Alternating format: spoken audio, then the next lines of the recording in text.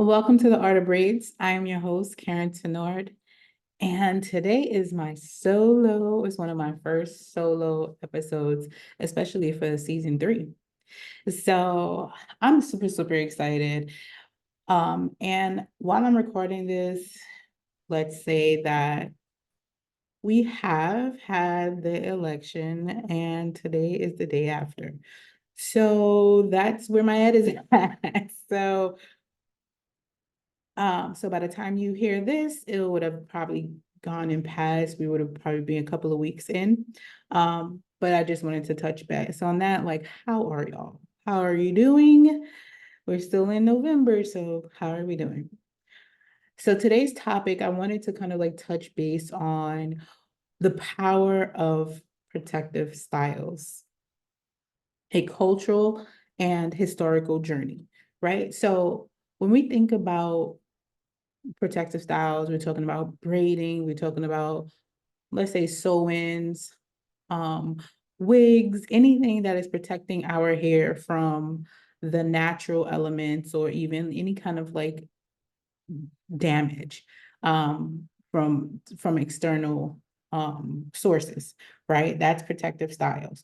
And in protective styles, for me, it means we are literally keeping the integrity of each strand on a person's head by continuing to either braid it using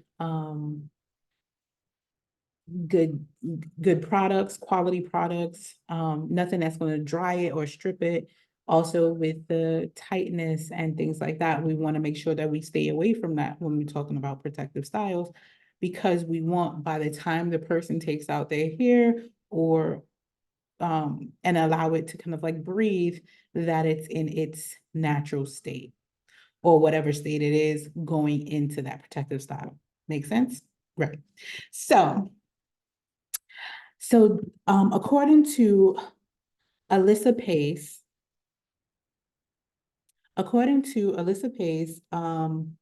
in the Byrdie online news, basically news outlet, um, braids originated almost 5,000 years in African culture, to 350, 3,500 BC with the Himpa people of Nambia, right? So that's according to Alysa Pace. It was an article in the Byrdie, and it just kind of like shows you how far back braids have gone. There was a big debate on whether the Vikings created braids or was it the people of Africa. And it was not the Vikings. It was the people of Africa.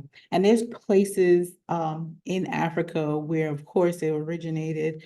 And of course, they have different types of braids and styles and designs that are specific to certain tribes, right? And what does that braided style actually mean for said people? And that's how we understand cultures, we understand environments, we understand like, oh, I've seen this hairstyle. Well, maybe it's because they are descendants of this tribe, or because of this religion or this area, people usually do that hairstyle. So you could kind of date your styles depending on the design of it, which is really fascinating, right?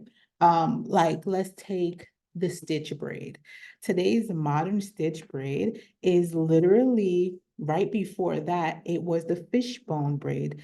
While we called it the fishbone braid in the early 2000s, it also was the Iverson braids. And the only reason why we call it the Iverson braids is because um, Allen Iverson, a Lakers basketball player, was like he had the braid game on locked, or his hairstylist, of course, but it was him coming onto the court with different hairstyles, people would just call it, oh, I want the Iverson braids, right? So you would call it the Iversons or the fishbone or the fishtail, because it looked like bones, like it looked like the bones of the fish, because it would literally be little strips and come to meet to the middle, which would be a cornrow or an inverted cornrow, or what I call a French braid, right? And we'll go a little bit deeper into what is a French braid. And again, a lot of the names that we call certain hairstyles might differ depending on where we are in the world. That's why it's important for us to kind of like explore different spaces and different communities, because we get to get a sense of, oh, this is why a person calls this this, and this is why they call this that, and it's just a name.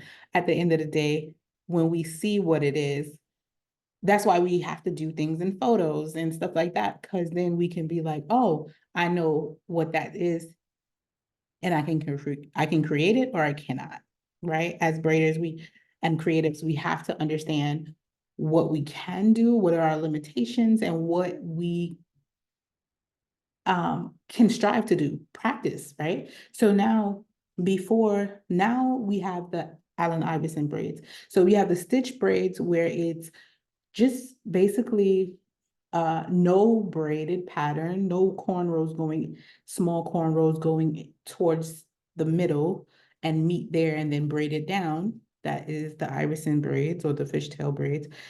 The stitch braids are braids that are a cornrow. However, they use either the rat tail comb or their nail to create lines in the hair, right? You create lines in the hair while you're braiding so that it looks like it's being like there's this design of that fish bone, like those scales, the little bones coming into it. So that way it has that look. That is basically what this is. Now, if we go further, a little further back to um, past the Island Iverson braids or the fishtail braids, people who could not braid a cornrow would do box braids. So you would section your hair in multiple sections in a line, and you would braid single braids, each one, and connect each one to the next one. And that would also give you the same look of, you got it, the stitch braid or the fishtail or the Allen Iverson braid. So it was a way to create that same look, but a little bit easier on the person. So there's ways to get these looks and designs, but there's the beginner's way, or there's the easier way, or there's this smooth and sleek way. Like, um, let's just say doing box braids all through Ducina with is probably the second easiest compared, but it's not going to give you the neatest cornrow, right? But the cornrow, the small, intricate cornrows, tiny ones going to meet in the middle as if it's like a mohawk. So it'd be like a mohawk on each panel of the section of the person's head. That is going to take way longer time to create, right? So then you have the stitch braid, which is same concept. However, it is going to be done a lot faster. The only difference is that people use a lot of gel to create that look, which is not the healthiest for the person's hair, right? So when we're talking about protective styles, how can we make this easier moving forward, right? So we're going to use less product and we use more moisturizing product. So we're going to remove the alcoholic base products that strip the hair of its moisture. When we're talking about protective styles, we want to make sure that we have locked in moisture. We want to also ask our clients, hey, how often do you sweat, work out, swim, grease your hair? Like like what is your routine? So when you are when you understand your client and their routine and what their day-to-day looks like, you can create or you can suggest certain hairstyles that will work best for them. And that's what gives them a painless process as well, because then they're like, oh, I don't have to deal with the headache of maintaining something that my regimen, my daily schedule is not going to align with and is not going to help promote, right? So you want to make sure that they are consistent in how they take care of themselves.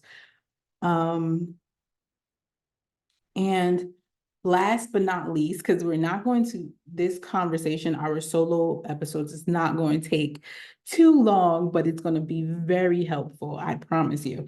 The last tip is to help your client understand, like when you're either doing it for your clients, the best way to maintain their hair and to keep their head fresh is to clean it with witch hazel in between their washes. So that way, if they do sweat a lot or anything like that, they can use witch hazel and use maybe a Q-tip to apply it through each section.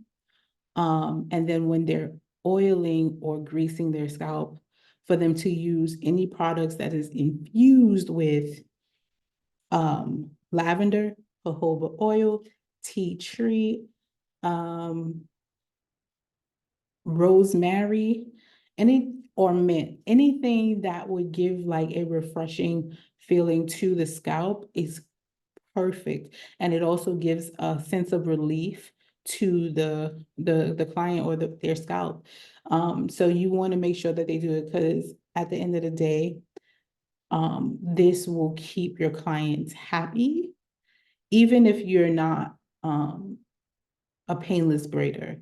This would also help you get into the routine or the next steps. As we take this journey through the Art of Braids podcast, we will help you develop new painless processes so that your clients are retained and so is their hair. Thank you again for this episode. Tune in till next time. I, again, am your host, Karyne Tinord. Thank you.